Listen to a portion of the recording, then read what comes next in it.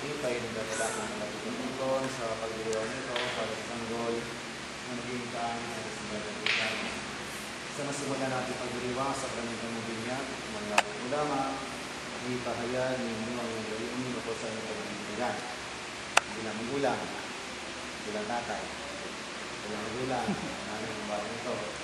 Nais na niyo siya ay tumanggap na sa pamilya ng binyag upang makisa sa buhay ng Diyos at makarami natin sa bayan ng Kristiyano. Nalalaman ba ninyo na kalakit na ang kahilingan dito ang pananagutan, maghihugin ang ipagpapagin nila sa diwa ng Kristo? Kaya naman yung inang, saan ba lahat ng mga inang? At ito, kaya naman yung inang, nakahanda ba kong tumulong sa mga magulang na akayin ng inanak sa pananampalataya?